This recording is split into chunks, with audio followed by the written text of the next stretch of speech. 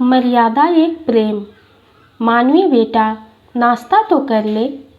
अच्छा, एक पराठा हाथ में ले, खाते हुए चली जा। बिमला पराठे पर चटनी लगाकर रोल बनाकर मानवी की तरफ बढ़ाते हुए चिल्लाए जा रही है। नहीं, मेरी क्लास मिस हो जाएगी। लेकिन तब तक माँ ने पराठा मुंह में डाल दिया। मानवी मुस्कुराकर रोल हाथ में ले लेते हुए, माँ, आपका यह रोज का किस्सा है। मानवी, माँ बिमला और पिता रघुवीर की इकलौती बेटी, जिसे दोनों ने बड़े लाड़ प्यार से पाला है। मानवी की इंटरमीडिएट की बोर्ड एग्जाम नज़दीक है और वह क्लास की सबसे मेधावी छात्र थी। वह एक भी क्लास नहीं मिस करती ताकि उसे बोर्ड एग्जाम में वह अपना बेस्ट दे सके। धीरे धीरे बोर्ड एग्जाम आ गए। मानवी के कठिन परिश्रम ने रंग लाया। वह पूरे कॉलेज में टॉप की और उसे जिलाधिकारी महोदय द्वारा सम्मानित किया गया। बिमला और रघुवीर को उसके आगे की पढ़ाई की चिंता खाए जा रही थी। वह अपनी बेटी को सबसे बढ़िया मेडिकल कॉलेज में एडमिशन चाहते थे।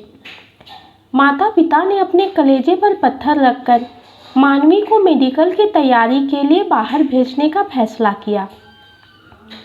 मानवी भी कभी माँ बाप से दूर नहीं थी, लेकिन अपने सपने को पूरा करने के लिए वह बूझे मन से तैयार हो गई। धीरे धीरे समय ने रफ्तार पकड़ी। मानवी की तैयारी बढ़िया चलने लगी। पापा ने मानवी को स्मार्टफोन दिया था ताकि वो अपनी बिटिया के करीब रह सके और जब जी चाहे उसे वीडियो कॉल कर सके, बात कर सके। मानवी जिस जगह क्लास करती थी वहीं पर अरविंद नाम का एक लड़का भी पढ़ता था। देखने में किसी अच्छे घर का मालूम पड़ता। गोरा गठीला शरीर, घुंघराले बाल, जिसकी कुछ लटकते हमेशा उसके माथे को घेरे रहती और उसे और आकर्षक बनाती। वह ज़्यादा क्लास में घुलता मिलता नहीं था, बस पूरे टाइम क्लास में ध्यान से टीचर्स की बात सुनता। मानवी उसके व्यक्तित्व से प्रभावित होने लगी। उसने अपने मन को बार बार मोड़ा कि अरविंद की तरफ नहीं झुकना है, लेकिन वो तब कमज़ोर पड़ जाती जब अरविंद भी पूरी क्लास कुछ उससे बात करता और उसके पास आकर बैठ जाता। धीरे धीरे दोनों क्लास के बाद बाहर भी मिलने लगे। अक्सर अरविंद बोलता, एक कप चाय पीते हैं और फिर चले जाना। और ऐसे ही दोनों धीरे धीरे एक दूसरे के करीब आते गए। एक दिन अचानक उसके पापा मिलने आए तो उन्हें अपनी बेटी ना मिली। पूछने पर पता लगा कि वह अपने साथी अरविंद के साथ बाहर गई है। रघुवीर वहीं रुककर उसका इंतजार करने लगे और मन ही मन में चिंता के सागर में डूबते जा रहे थे कि मेरी बिटिया के कदमों को मैं कैसे संभालूं। कभी उनके चेहरे पर गुस्सा और कभी चिंता के भाव आ रहे थे। अपने जज्बातों के तूफान को काबू कर उन्होंने अपने बच्चे के भविष्य के लिए एक निर्णय लिया कि मुझे अपनी बच्ची को एक सुंदर भविष्य देना है। उसके लिए दुनिया से कुछ अलग करना है। तब तक मानवी भी आ गई। अरविंद बाइक पर बिठाकर हॉस्टल के सामने छोड़कर गया। करीबन शाम के 6 बजे होंगे। अंदर आते ही मानवी की जान जैसे हलक में आकर रुक गई हो।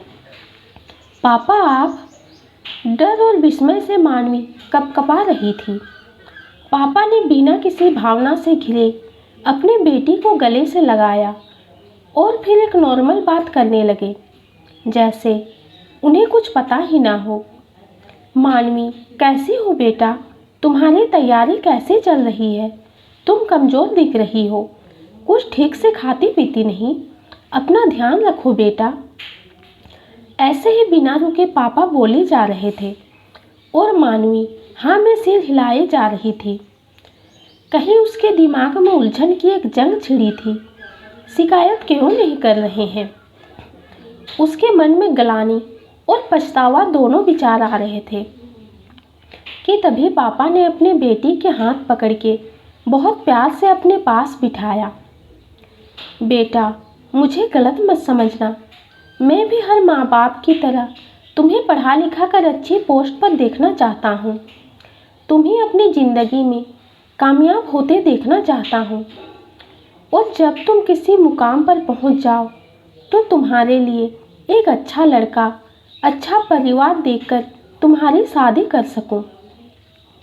लेकिन अगर मेरी अच्छी बिटिया कहीं अपने रास्ते पर डगमगा जाती है तो मैं उसका सहारा बनूंगा। तुम कभी मत सोचना कि कुछ धर्म, जाति, मान मर्यादा, समाज के नाम पर अपने कलेजे के टुकड़ों को मैं कभी कोई क्षति पहुंचाऊंगा। मानवी बहुत ध्यान से पापा के हर शब्द के अर्थ को अपने मन में उतार रही थी। बेटा, तुम्हें अरविंद बहुत पसंद है। तुम उसके बारे में या अपने मन की हर दुविधा को अपने पिता के साथ बांट सकती हो। अब तुम बड़ी हो गई हो, मुझे अपना दोस्त और पिता दोनों समझ सकती हो।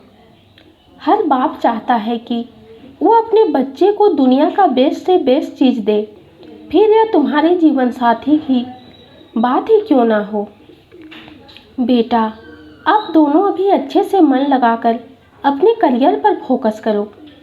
मैं तुमसे वादा करता हूँ कि जिस दिन तुम कामयाब हुए मैं खुशी खुशी तुम दोनों का विवाह कर दूंगा। इस दौरान मैं अरविंद के घर वालों से मिलकर उनको जानकर उन्हें भी समझा लूँगा। मानवी की आंखों में आंसू छलक पड़े। वो खुशी से पापा के सीने से लग गई। थैंक यू पापा, मुझे समझने के लिए। आप जैसा कहेंगे वैसे ही हम करेंगे। आज 5 साल बाद हम और अरविंद एक साथ अपने घर से हॉस्पिटल जाते हैं। आज हॉस्पिटल के बाद हम पापा के घर पहुँचे। पापा को अपने बच्चों का इतना खुश, कामयाब देखकर अपने पर गर्व हो रहा था कि मैं अगर उस समय अपने बच्चों को ना समझता और उन्हें सही रास्ता ना दिखाता तो आज इस खुशी से वंचित रह जाता। आंखों में खुशी के आंसू लिए रघुवीर और बिमला ने दोनों बच्चों को गले से लगा लिया। ये कहानी आपको कैसी लगी कमेंट में ज़रूर बताइए। कहानी पसंद आती है तो चैनल को लाइक और सब्सक्राइब कीजिए। कहानी सुनने के लिए आपका बहुत बहुत धन्यवाद।